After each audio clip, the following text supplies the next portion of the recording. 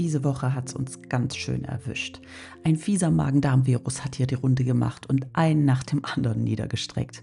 Als ich wieder fit war, war ich hauptsächlich damit beschäftigt, Wäsche zu waschen, Tee zu kochen und Eimer zu leeren. Darum habe ich ehrlich gesagt auch gar nicht viel geschafft. Und das ist auch in Ordnung so. Deshalb gibt's heute nur ein kleines Video, aber eins, was ich richtig gerne gemacht habe. Ich habe mir nämlich wieder meine liebsten Dattelsnacks auf Vorrat gemacht. Wir versuchen ja, soweit es möglich ist, auf industriellen Zucker zu verzichten. Und ich muss ehrlich sagen, dass ich seither nur noch selten Appetit auf diese typischen künstlichen Sachen habe. Aber manchmal packt es mich eben doch. Dann brauche ich einfach was Leckeres für die Seele. Etwas, das gut schmeckt, schnell gemacht ist und so natürlich wie möglich bleibt. Und auf was ich da zurückgreife, das möchte ich euch heute mal zeigen. Also, wenn ihr Lust auf ein bisschen Slow Life mit süßen Leckereien habt, dann bleibt gern dran und viel Spaß mit dem Video.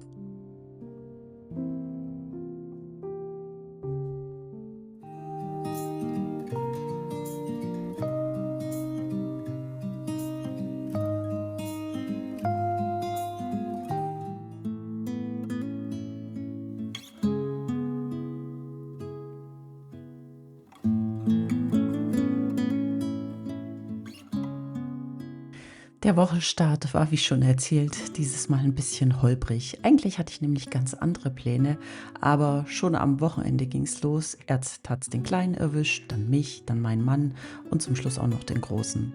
Und ehrlich gesagt, ich bin kaum zu irgendwas gekommen und habe die letzten Tage mehr Krankenschwester gespielt und versucht, dass hier alles irgendwie weiterläuft. An dem Tag, wo ich hier gefilmt habe, hatte der Kleine Wandertag. Der war eigentlich schon mal verschoben, weil es geregnet hatte. Und naja, das Wetter sah an diesem Tag auch nicht viel besser aus. Die Klasse hatte einen Brunch geplant und jeder sollte was mitbringen. Unser Junior hatte sich für Apfelsaft, Frischkäse und Butter entschieden. Da habe ich den Apfelsaft in eine leere Glasflasche gefüllt, die ich sowieso noch da hatte. Und den Saft, den habe ich letztens von einem Freund bekommen. Der hat ihn selber gemacht. So ein Apfel-Birnensaft-Gemisch. Ganz leckerer Saft im 10-Liter-Karton. Die Butter habe ich in eins meiner Lieblingsglasdöschen gefüllt. Die hat er so mitgenommen. Ich kaufe ja immer eine große Rolle mit 2,4 Kilo. Die schneide ich dann in Stücke und friere sie ein. So habe ich immer frische Butter da, ohne jedes Mal diesen Verpackungsmüll. Frischkäse hatten wir auch noch im Kühlschrank und ja, dann sollten die Kinder noch Teller und Becher mitbringen. Und bei uns ist ja durchs Ausmisten so einiges verschwunden. Und da ich versuche, so gut es geht, plastikfrei zu leben, hat er von mir einfach ein Holzbrettchen mitbekommen und statt einem Plastikbecher ein kleines Bist-of-Glas. Das handhaben wir hier schon seit Jahren so und bis jetzt hat es auch immer wunderbar funktioniert. Mir ist es da auch ehrlich gesagt egal, was die anderen denken, ob da jemand glaubt, wir können uns das vielleicht nicht leisten. Darum geht es überhaupt nicht. Ich möchte es einfach anders und wenn man solche Dinge nicht mehr hat, dann wird man eben kreativ und das ist auch völlig in Ordnung so. Und wer ich da alles vorbereitet habe, habe ich gemerkt, wie müde ich eigentlich noch war. Wer einmal so ein Magen-Darm-Virus hat, der weiß, wie lange das dauert, bis man sich wieder richtig erholt. Darum habe ich es dann die Woche ganz bewusst langsam angehen lassen. Gesund werden für alle, das stand an erster Stelle. Aber trotzdem wollte ich noch was Kleines, Schönes machen. Etwas, was mir gut tat und was mich ein bisschen erdet und was sich auch leicht in den Alltag einfügen lässt mit dem ganzen Drumherum. Und darum habe ich die Dattelsnacks gemacht.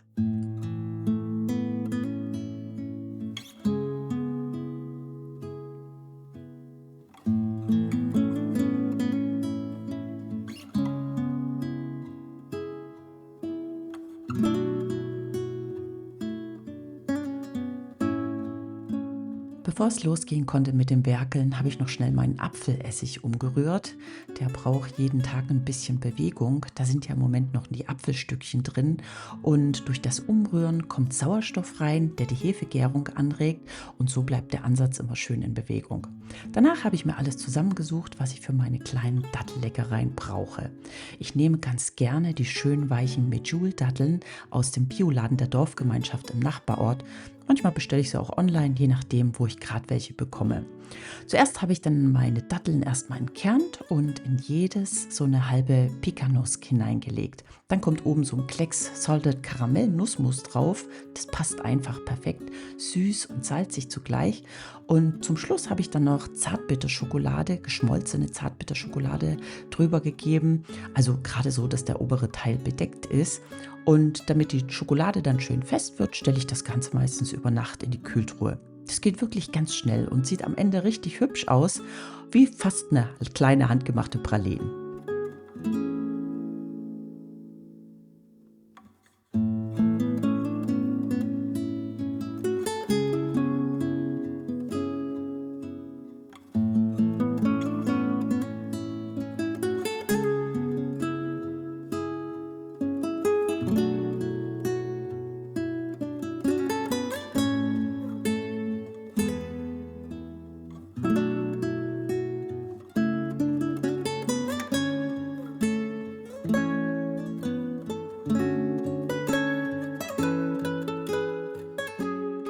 Ich merke immer wieder, wenn es so Tage oder Wochen gibt, in denen alles durcheinander ist und hier der Bär steppt, dass mir gerade solche kleinen Arbeiten richtig gut tun. Früher fand ich das immer als Belastung. Jetzt ist das für mich fast ein bisschen meditativ. Ich komme dabei runter, arbeite ruhig mit den Händen und ich genieße das. Solche Momente, die erden mich total. Die sind klein und einfach, aber wunderbar wohltuend. Und gerade jetzt, wenn es draußen grau und regnerisch ist, mag ich das besonders. Wenn der Regen ans Fenster klopft und es vielleicht sogar stürmt und drinnen alles nach Schokolade duftet. Das fühlt sich unheimlich erdend und sehr beruhigend für mich an.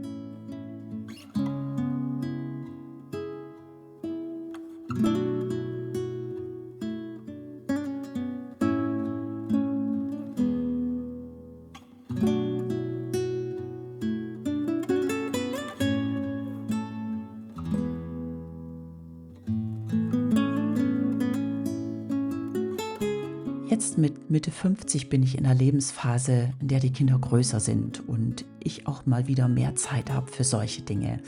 Manchmal finde ich es aber richtig schade, denn gerade als die Kids noch kleiner waren, hätte ich mir oft mehr Ruhe und Muße und Zeit gewünscht, um genau solche Dinge zu machen, statt sie einfach im Laden zu kaufen.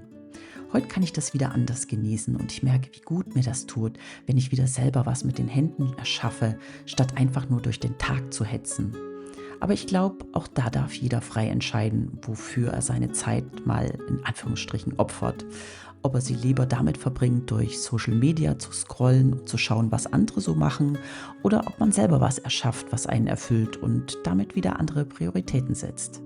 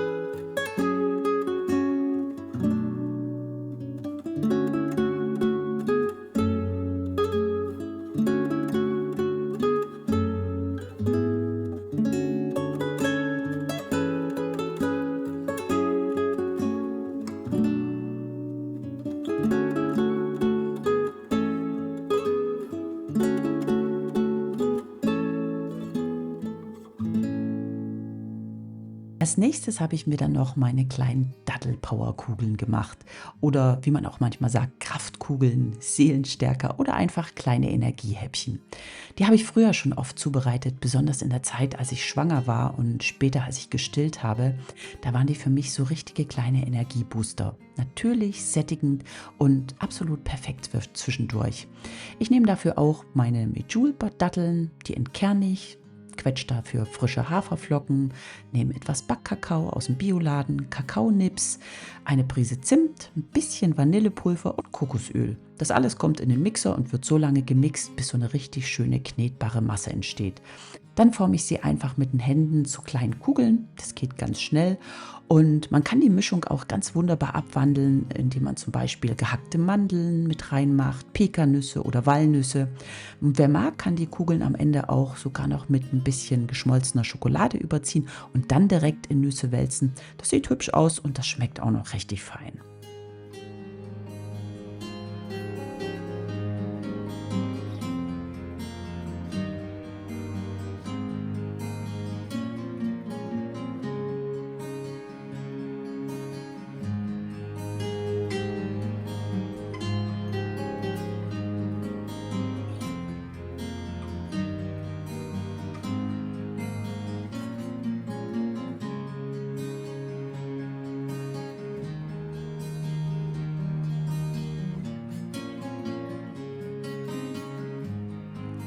und zu mal bekomme ich die Frage gestellt, warum ich mir die Arbeit mache und Haferflocken selber quetsche, statt einfach eine Packung zu kaufen. Das hat bei mir ganz viel mit der Umstellung auf die Vollwertkost zu tun. Denn damals habe ich gelernt, dass frisch gequetschte Haferflocken noch all ihre wertvollen Inhaltsstoffe enthalten, die empfindlichen Fette, Vitamine und diesen leicht nussigen Geschmack, der bei den abgepackten einfach verloren gegangen ist. Seitdem quetsche ich sie selber. Das dauert keine Minute, aber der Unterschied ist einfach riesig. Nicht nur im Geschmack, sondern auch im Gefühl, meinem Körper was Gutes zu tun.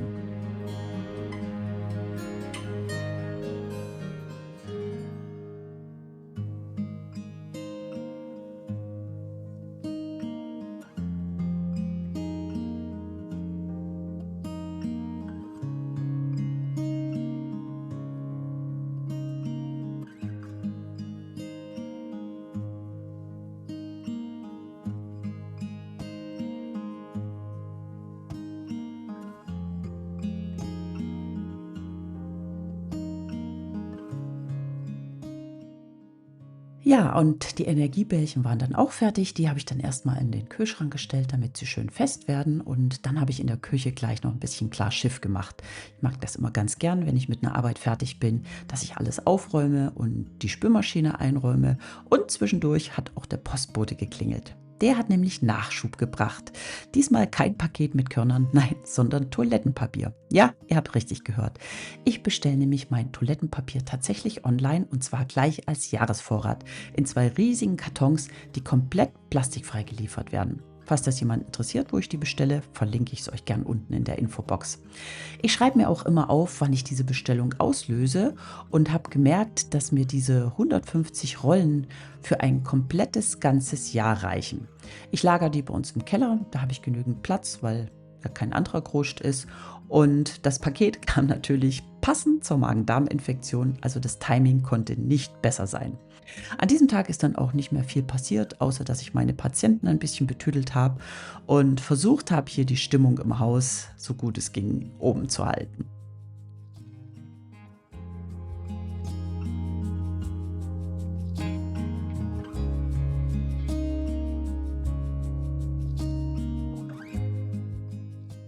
Hier ist weiterhin der Genesungsprozess im vollen Gange und ich war weiterhin als Stationsleitung tätig, inklusive Eimermanagement, Teeversorgung und Apfelschnitze reichen, ja, und allem, was sonst noch so dazugehört. Der Apfelessig hat natürlich auch wieder seine tägliche Streicheleinheit bekommen. Einmal kurz umrühren, damit er in Bewegung bleibt. Und dann habe ich meine kleinen Leckereien aus dem Kühlschrank und der Kühltruhe geholt und schön in Gläser verteilt. Das ist übrigens auch ein richtig nettes Mitbringsel und eine süße kleine Geschenkidee, falls man mal irgendwo eingeladen ist.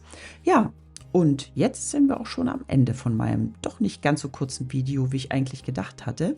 Ich hoffe, ihr hattet Spaß, mich wieder ein bisschen zu begleiten und vielleicht konnte ich euch inspirieren, mal selber ein paar Leckereien auszuprobieren. Oder vielleicht macht ihr das ja auch schon längst. Dann schreibt mir doch mal gern in die Kommentare, was ihr da so zaubert, vielleicht sogar mit Rezept. Ich verabschiede mich jetzt in einer Woche Herbstferien und wir sehen uns danach wieder. Ich freue mich drauf. Danke fürs Zuschauen und wenn es euch gefallen hat, dann finde ich es natürlich schön, wenn ihr mir als Dankeschön und Wertschätzung einen Daumen nach oben da lasst. Ich sage jetzt mal Tschüss, bis zur übernächsten Woche.